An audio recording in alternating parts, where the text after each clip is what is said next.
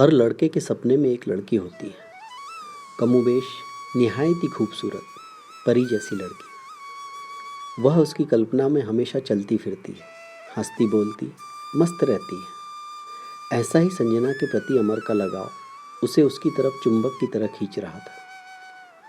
एक दिन अमर ने हंसकर सीधे सीधे संजना से कहा, मैं तुमसे प्यार करता हूँ। संजना हंसी और बोली, तुम बड़े भोले हो। बड़े शहर में प्यार मत करो, लुट जाओगे। यहाँ दिल से कोई रिश्ता नहीं चलता, सब पैसे का तमाशा है। मतलब? अमर चौंका। अरे मिलो जुलो, खाओ खेलो, दोस्ती रखो, हो गया बस। संजना ने दिल के अंदर की मचलती लहरों को भुलाकर कहा, प्यार और शादी के पचड़े के बारे में सोचना भी नहीं। इस तरह एक झटके में संजना ने अमर की भावनाओं के खूबसूरत गुलाब की पंखुड़ियों को नोचकर फुटपाथ पर फेंक दिया था। संजना इतनी संगदिल हो सकती है, इसकी तो कल्पना तक नहीं की जा सकती थी। अमर हैरत से उसे कुछ पलों तक ताकता रह गया। लग रहा था कि वह कोई नादान बच्चा है जिसे वह कोई सीख दे रही हो। संजना ने फिर कहीं दूर भटकती निगाहों से कहा, इस शहर में रहो पर सपने मत देखो। छोटे लोगों के सपने यहाँ यूं ही जल जाते हैं। जिंदगी में सिर्फ राख और धुआं बचता है। प्यार यहाँ हमेशा हाशिए पर चला जाता है। वैसे भी ये सब अमीरों के चोचले हैं। कितना अजीब सा ख्याल है तुम्हारा संजना, अमर ने हिम्मत जुटाकर कहा। किसका? संजना चौंकी। तुम्हारा और किसका? यह मेरा ख्याल है। संजना थोड़ा बेचैन हुई। तुम यही समझे? तो क्या मेरा है? अमर ने सवाल किया। ओह, संजना ने दुखी होकर कहा, फिर भी मैं कह सकती हूँ कि तुम कितने अच्छे हो। काश मैं तुम्हें ठीक से समझ पाती। नहीं समझो तो अच्छा, अमर ने उससे विदा लेते हुए कहा, पर मैं समझ गया। अमर को रास्ते भर तरह तरह के ख्याल आते रहे। आखिर में उसने तय किया कि सपने कितने भी हसीन हों, अगर आप बेदखल कर दिए गए हों तो उन हसरतों के बारे में सोचना छोड़ देना चाहिए। इस तरह अमर संजना से कट गया और कटता ही चला गया। बचपन में अमर गांव की एक लड़की से प्यार करता था। वह लड़की भी उसे चाहती थी, पर वह ऊंची जाति की थी, इसलिए वह इनकार कर गई। पर इस दिन वह बहुत रोई थी। लेकिन संजना तो हंस रही थी अमर के प्रस्ताव पर, जैसे किसी बच्चे ने किसी औरत का वर्जित पार्ट छू दिया हो, बेहुदा सवाल कर दिया हो। अमर का मन कसैला हो गया। उस दिन अमर फैक्ट्री से देर से निकला तो बाजार रोड की तरफ चला गया। दिल यूं भी दुखी था। फैक्ट्री में एक हादसा हो गया था। बार बार दिमाग में उस लड़के का ख्याल, उसका घायल चेहरा सामने आ रहा था। अमर एक बार के पास में रुका। यह पुराना शहर था, अपनी यादों में इतिहास को समेटे हुए। यहाँ लाखों अमर जैसे लोग अपनी रोजी रोटी की तलाश में वजूद घिस रहे थे। अमर ने घड़ी देखी, रात के 10 बज रहे थे। अभी वह शराब पीने की जगह खोज ही रहा था कि उसकी नज़र संजना पर पड़ी। तुम यहाँ? मैं इसी बार में काम करती हूँ, संजना ने झेप कर कहा। पर तुमने तो बताया था, अमर ने हैरानी से कहा, तुम किसी ऑफिस में काम करती हो? हाँ, करती थी। फिर यहाँ कैसे? अमर थोड़ा हैरान होकर बोला। सब यही पूछ लोगे, कहकर संजना दूसरे ग्राहकों की ओर बढ़ गई। नशे से लुढ़कते लोगों के बीच में वह खाली बोतलों और गिलासों को उठा रही थी। अमर को यह सब देखकर गहरा अफसोस हुआ। अमर बोतल लेकर वापस आ गया। रास्ते में उसने शाही पनीर और रोटियां ले ली थी। कमरे में पहुंचकर वह बेहिसाब पीना चाहता था ताकि सीने में रखा बोझ हल्का हो जाए। पता नहीं उसे किस पर गुस्सा आ रहा था, शायद इस रात पर। अभी अमर ने बोतल खोली ही थी कि रघु आ गया। आओ यार रघु, अमर ने कहा, बड़े मौके पर आए। वाह क्या बात है, रघु ने मुस्कुराते हुए पूछा। वह एक दवा दुकान पर सेल्समैन था, पूरा कंजूस और मजबूर आदमी। अक्सर उसे घर से फ़ोन आता था जिसमें पैसे की मांग होती थी। इस कबूतर खाने में इसी तरह के लोग किराएदार थे, जो दूर कहीं गांव कस्बे में अपने परिवार को छोड़कर अपना सामान उठाए चले आए थे।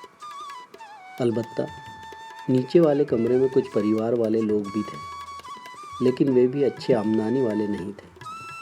अपनी मीरा संजना के साथ किसी तरह रह रहे थे, सस्ती साड़ियों, सूट और परफ्यूम के साथ सेकंड हैंड चीज़ों के साथ जीने वाले। चियर्स! गिलास टकरा कर अमर ने कहा। उठाओ यार। रघु 2-3 पैग लेने के बाद खुल गया। यार अमर, तुम ही ठीक हो। तुम्हारे घर वाले तुम्हें नोचते तो नहीं? मैं तो सोचता हूँ कि मेरी ज़िंदगी इसी तरह घसीटती हुई ख़त्म हो जाएगी कि मैं वापस भी नहीं जा सकूँगा कभी गांव। पहले यह सोच कर आया था कि 2-4 साल कमा कर लौट जाऊँगा, मगर 10 साल होने को है, मैं यहीं हूँ। इमोशनल नहीं होने का यार। नहीं, मैं तो इस बड़े शहर में एक मच्छर हूँ। सुनो यार, मुझे फ़ोन इसलिए नहीं आते कि मेरे घर में लोग नहीं हैं, बल्कि उन्हें पता ही नहीं है कि मैं कहाँ हूँ, इस दुनिया में हूँ भी कि नहीं। यह अच्छा है।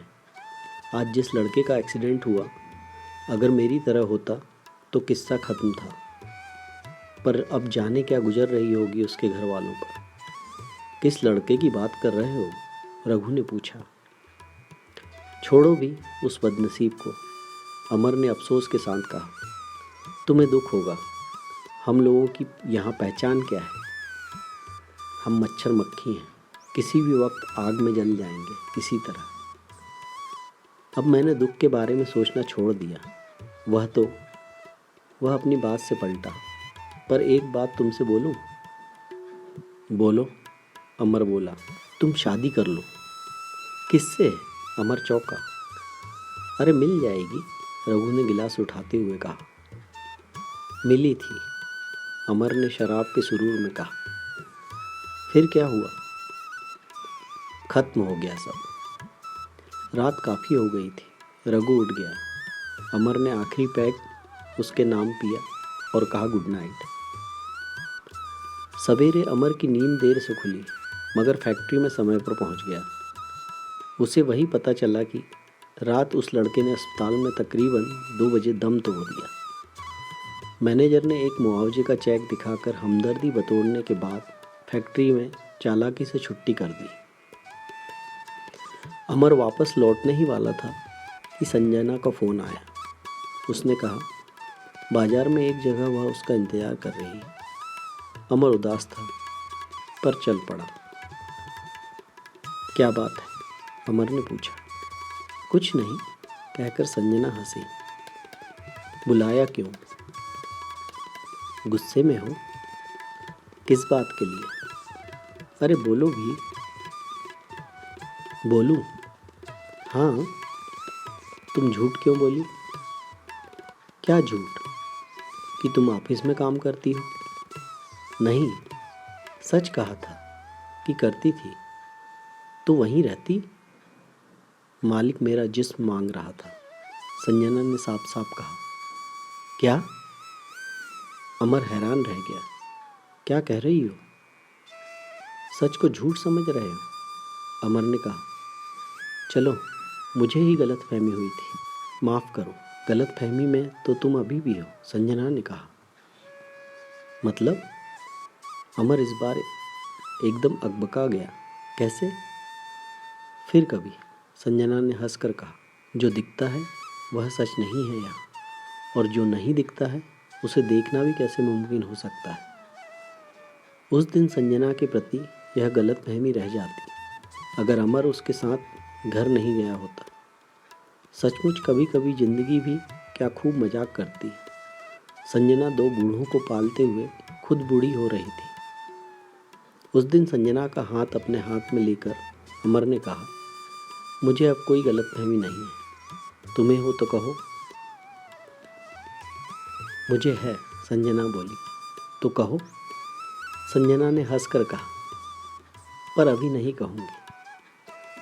उस दिन अमर को समझ में आया कि जिंदगी इतनी आसान नहीं, एक मुश्किल सवाल है जिसका फिलहाल कोई हल उसे सूझ नहीं रहा। Thank you for watching. Please like and subscribe our channel and press the bell icon for upcoming updates. I pray you may always be healthy and happy.